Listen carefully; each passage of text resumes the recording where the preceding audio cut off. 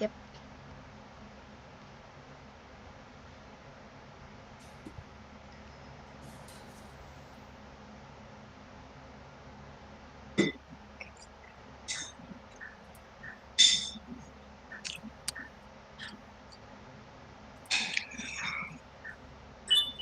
Saya masuk kemana ya? Assalamualaikum warahmatullahi wabarakatuh. Kami dari kelompok 7 SSD kelas RA akan mempresentasikan latihan praktikum modul 7 SSD dengan materi linear model selection, di mana tujuan dari linear model selection ini adalah untuk memilih subset variabel yang paling relevan atau signifikan dalam memprediksi variabel targetnya nanti. Nah, dengan memilih subset variabel yang tepat, kita dapat mengurangi kompleksitas dari model yang akan kita buat, meningkatkan interpretabilitas, mengurangi overfitting, dan meningkatkan kinerja prediksi, sehingga dapat membantu kita untuk membuat model yang lebih efisien dan efektif dalam menganalisis dan memahami hubungan antara variabel dalam dataset nantinya. Nah, untuk selanjutnya kita akan menjelaskan langkah-langkah dari latihan praktikum pada modul ini. Di mana pertama-tama pastinya kita akan import atau install library yang akan kita butuhkan. Nah, di sini kita menggunakan library ISLR yang berisi dataset heaters, dan membuka dataset heatersnya nanti menggunakan fungsi fix dan menampilkan nama-nama kolom dalam dataset. Oke, kemudian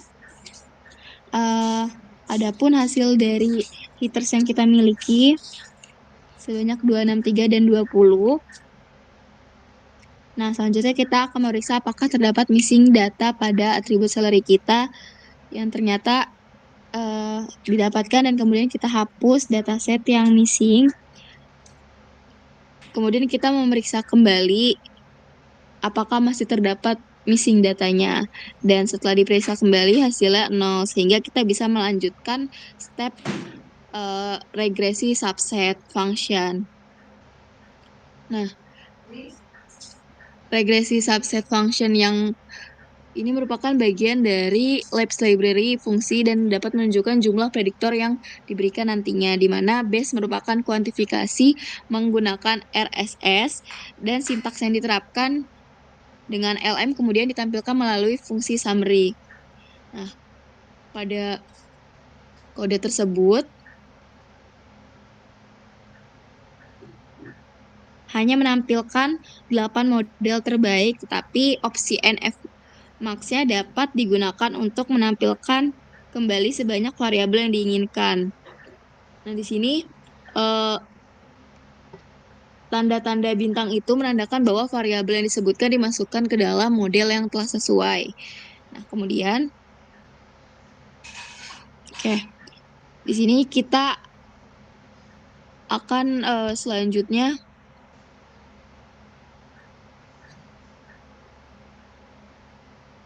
kita akan keluarannya menunjukkan bahwa dua variabel mengandung his dan CRBI secara default dengan menampilkan 8 variabel model terbaik. Kemudian kalau kita mau ganti opsinya sesuai variabel yang kita inginkan, kita bisa menggunakan 19 variabel model dengan kode berikut. Nah, kemudian ada juga fungsi summary yang akan mengembalikan nilai R2, R square, dan RSS, juga pengaturan R square-nya.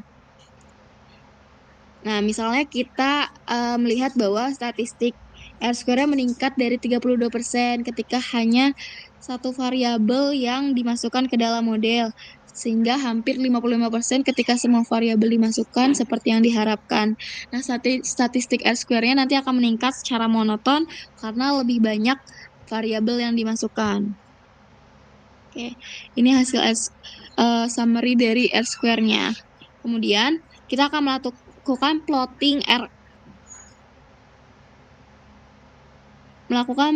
plotting RSS, kemudian juga ada adjusted R-square, CP, dan BIC untuk semua model yang dapat membantu kita memutuskan model mana yang nantinya akan kita gunakan. Nah, contohnya kita memberikan type 1 pada plot dengan poin yang ada lainnya.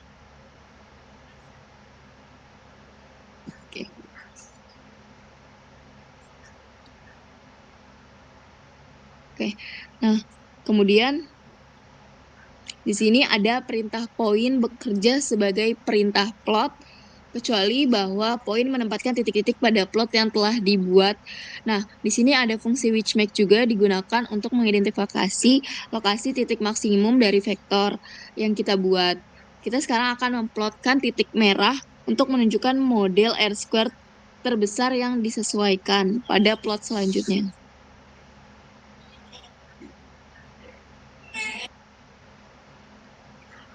Untuk pembahasan selanjutnya akan dilanjutkan oleh teman saya. Oke, lanjutkan dari sebelumnya suaranya terdengar nggak ya? Sudah terdengar aman. Oke, Dengar. melanjutkan dari pembahasan sebelumnya, di mana kita kan ingin melihat titik terbesar ya, atau data terbesar gitu di bagian summary, di mana kita melihat berdasarkan adjusted R-square-nya. Di sini terlihat bahwa variabel yang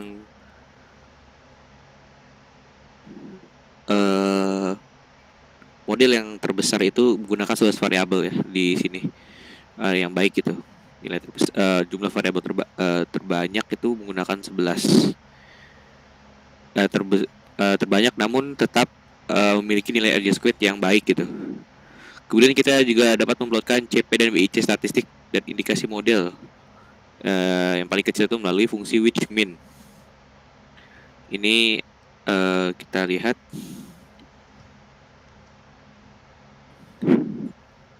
datanya ya. Oke, didapatkan nilai 10. Kemudian kita plot, nilainya ternyata jumlah variabel ini ada berkisar di 56 lah, kira-kira seperti itu.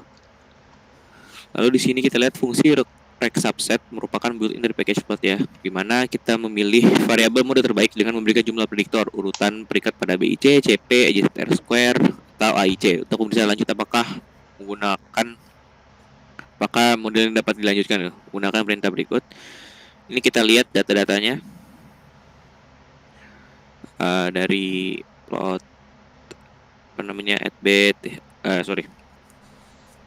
menggunakan plot dari R-square terhadap variabel-variabel. Ada penumpukan di put out, terus kita lihat di sini nilainya banyak, ada di dig end, abate, sama hits. Kemudian di CP hampir sama dengan adjusted R-square. Kemudian di BIC seperti itu. Kemudian di sini ada penjelasan lebih lanjut. Baris setiap plot berisi kotak hitam untuk setiap variabel yang dipilih sesuai dengan model optimal ya, yang terkait dengan statistik tersebut. Misalnya kita melihat bahwa beberapa model terbagi BC mendekati 50, namun model dengan BC terendah adalah model 6 variabel yang hanya berisi at-bat, hit, walks, RBI, division way, dan put out. Kita dapat menggunakan fungsi coef untuk melihat perkiraan koefisien yang terkait dengan model ini. Sesuai dengan yang saya lihat tadi, yang saya bicarakan, bahwa banyak data-data yang menumpuk di 1, 2, 3, 4, 5, 6 variabel ini.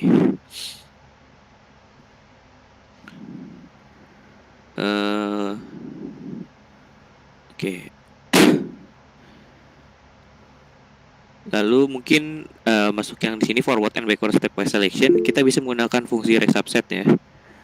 Stepwise selection dengan menggunakan argumen metode forward atau backward seperti ini. Dan untuk selanjutnya mungkin bisa dilanjutkan oleh teman saya terkait track-fit BWD ini.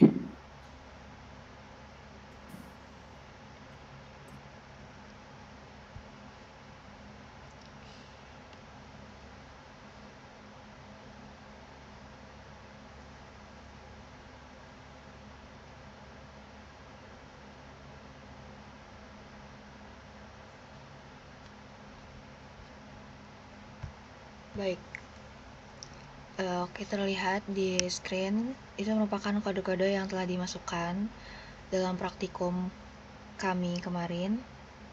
Boleh ke bawah.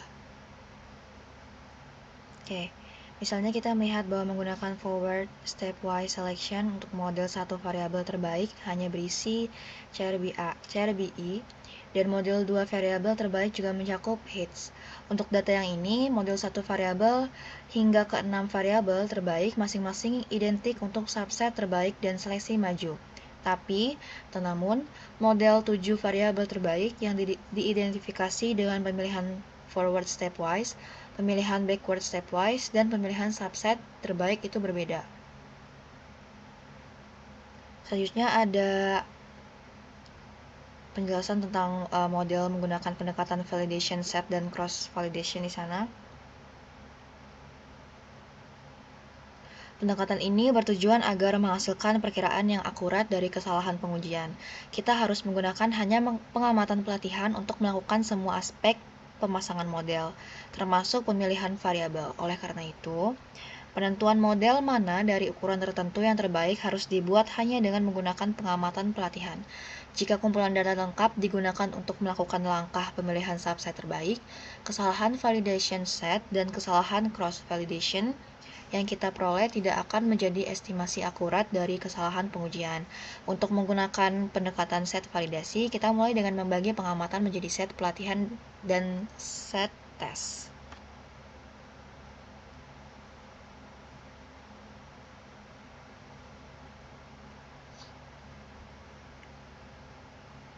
Penjelasan berikutnya akan dijelaskan oleh teman saya, Said Maulana. Oke, terima kasih Alia. Sebelumnya suara saya kedengeran kan ya? Oke, jadi kita masuk ke apa tadi? Geser ke atas. Memilih model dengan menggunakan pendekatan validation set dan cross validation. Tadi udah dipaparkan sama Alia. Jadi masuk ke baris kode yang pertama. Di situ ada set.seed 1, train sama dengan sampel, dan seterusnya. Itu kita buat. Kemudian selanjutnya kita menerapkan rec subset pada training set untuk memerintahkan base subset selection dengan baris kode yang tertera, recfit.base sama dengan rec subset, salary, dan seterusnya dengan nvmax sebesar 19. Kemudian untuk validation setnya, test.mat, strip model, .matrix, salary, data hitters, test. Jadi fungsi model.matrix digunakan di banyak paket regresi untuk membangun model matrix X dari data. Sekarang kita menjalankan loop, dan untuk setiap ukuran I, matrix mengekstrak koefisien dari recfit.best untuk model terbaik dari ukuran itu, mengalihkannya ke dalam kolom yang sesuai dari matrix model uji untuk membentuk prediksi dan menghitung uji MSE. Kita masuk ke baris kodenya lagi. Sudah val.errors sama dengan rep NA19 dan seterusnya for I in 1 sampai 19. Kita akan mendapatkan hasil model terbaik yang terdiri dari 10 variabel berdasarkan baris kode tersebut, dan kemudian di bawahnya itu adalah outputnya, val.errors. Kemudian kita inputkan which.min val errors, kemudian outputnya adalah 7, kemudian koefisien recfit.base dengan 10, situ kita dapatkan outputnya juga. Tidak ada metode predict untuk rec subset, karena kita akan menggunakan fungsi ini lagi. Kita dapat menangkap langkah-langkah kita di atas dan menulis metode prediksi kita sendiri. Jadi seperti itu. Kemudian masuk ke bagian berikutnya, recfit.base min rec subset salary, data hitters, nvmax 19. Kemudian coef recfit.base, 10 dengan tampilan output sebagai berikut. Kita sekarang mencoba memilih di antara model dengan ukuran berbeda menggunakan cross validation dengan K10, set seed 1, fold sample, dan seterusnya.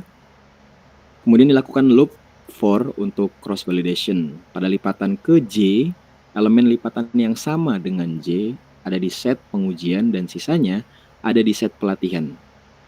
Kemudian kita akan membuat prediksi untuk setiap ukuran model dengan baris kode for J in 1 sama dengan K dan seterusnya.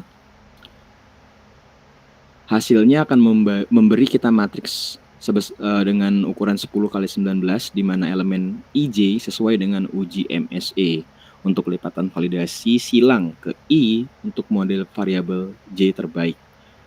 Kemudian ke baris kode berikutnya main.cv.errors apply dan seterusnya. Kita panggil lagi dan itu berikut adalah tampilannya.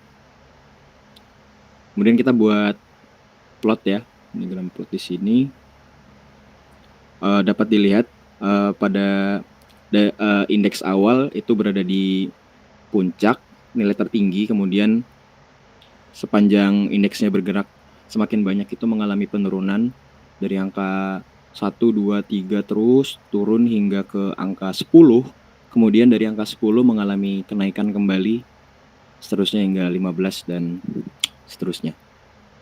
Kita melihat bahwa cross validation memilih 11 variabel model. Kita selanjutnya memilih base subset selection pada full data set menghitung 11 variabel model. Berikut kodenya dan outputnya. Kemudian masuk ke reach, selection, and lasso. Kita akan menggunakan package GLM.NET untuk melakukan regresi reach dan lasso. Fungsinya sebagai berikut. Kemudian untuk reach regression kita panggil library GLM.NET. Kemudian kita masuk ke di sini langsung dim dalam kurung coef dalam kurung reach.mod sebesar dengan output 20/100 seperti tertera pada layar. Kita berharap perkiraan koefisien menjadi jauh lebih kecil dalam hal apa itu? Ya itulah ketika nilai lambda yang besar digunakan dibandingkan dengan ketika nilai lambda yang kecil digunakan. Koefisien ketika lambda minus 11,498 bersama dengan 12 norm. Kemudian kita panggil untuk reach.mod lambda dengan nilai 50 itu nilainya sebesar 11,497,57. Kemudian untuk koefisien reach.mod 50 tampilannya seperti ini. Dan untuk square root atau akar kuadrat dari jumlah koefisien reach.mod dengan min 1,50 itu nilainya pangkat 2 itu nilainya 6,360612. Berikut adalah koefisien ketika lambdanya sama dengan 705 sama dengan 12 normnya. Perhatikan 12 normnya jauh lebih besar daripada koefisien yang terkait dengan nilai lambda yang lebih kecil ini. Kemudian reach mod lambda untuk nilai 60 itu nilainya 705,4807 dan untuk koefisien dari reach.mod-nya dengan nilai 60 juga kurang lebih tampilannya seperti ini. Mungkin itu saja bagian yang bisa saya paparkan. Selanjutnya akan saya lanjutkan kepada kawan saya, rekan saya, Khairul. Khairul dipersilakan. Halo, suaranya udah kedengeran? Masuk Khairul. Oke, saya mulai ya. Nama saya Khairul. Di sini saya ingin melanjutkan penjelasan dari teman saya ya. Jadi sekarang kita masuk ke mengukur panjang vektor koefisien reach-nya ya. Di sini kita pakai rumus square root sum terus koefisien reach mode-nya. Terus di sini kita kita ambil semua koefisien kecuali yang kita intercept itu min 1. Terus kita kecuali intercept juga kolom ke-60. Terus kita hitung jumlah kuadratnya ya, itu kuadrat. Terus didapatlah hasil akarnya tuh 57,11001. Nah, selanjutnya kita bisa pakai fungsi predik untuk untuk ngasilin koefisien regresi reach. Di sini kita pakai lambdanya 50. Outputnya tuh koefisien regresi reach yang untuk setiap variabel pada nilai lambda tersebut. Jadi kita cari kemudian apa ya? Selanjutnya kita ituin deh, kita hitung mean square errornya MSE buat model regresi ridge dengan lambdanya di sini apa nggak kelihatan nih 4 ya. Terus kita evaluasi set pengujian outputnya kan berapa? Oh udah di bawah itu 199,2 ya kan MSE yang dihasilin ini 142.199,2. Terus kita cari mean perhitungan MSE ketika hanya menggunakan nilai rata-rata dari set pelatihan sebagai prediktor pada saat pengujiannya, itu outputnya 224.669,9. Terus kita hitung juga MSE saat kita pakai model regresi ridge, tapi kali ini lambdanya nilainya lebih besar pada saat pengujiannya, tapi dilihat di sini outputnya sama juga 224669,8, beda dikit lah. Ini artinya apa ya? Artinya walaupun nilai lambdanya besar gitu, outputnya tetap sama kayak sebelumnya ya. Terus selanjutnya kita baseline untuk nyari nilai lambda terbaik pakai apa tuh metode cross validation pada model regresi ridge yang udah kita punya ya di bawah. Di atasnya itu tadi plot. Di sini outputnya 326,0828. Terus selanjutnya kita bikin prediksi response pakai model regresi ridge ya, ridge predict, ridge mode. Terus baseline-nya new x, x-nya pakai x test. Itu ditemuin outputnya 1398566,6 yang kita pakai sebagai MSE ya dari prediksinya.